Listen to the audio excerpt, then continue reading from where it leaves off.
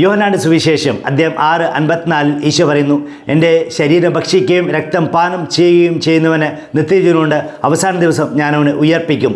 സ്നേഹമുള്ളവരെ, ചിലരൊക്കെ പറയുന്നുണ്ട് ഇത് ശരിയായ ഒരു ശരീരം രക്തവുമല്ല യേശു ഉദ്ദേശിച്ചത്, മറിച്ച് ഒരു റെപ്രസെൻറ്റേഷൻ മാത്രമാണ്.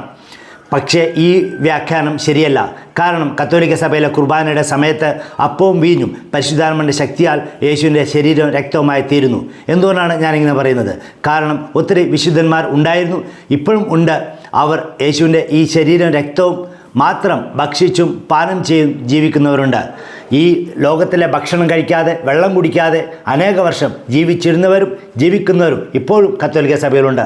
നിങ്ങൾ ഗൂഗിൾ ചെയ്ത് നോക്കുക. വിശുദ്ധ ജോസഫ് കോപ്പറ്റീനോ, വിശുദ്ധ Catherine of Sienna, Catherine of Genoa എന്നിങ്ങനെ ഒത്തിരി ആളുകൾ. അതുകൊണ്ട് ഇത് യഥാർത്ഥമായ യേശുവിൻ്റെ ശരീരവും രക്തവുമാണ് യേശു ഉദ്ദേശിച്ചത്. ആമേൻ.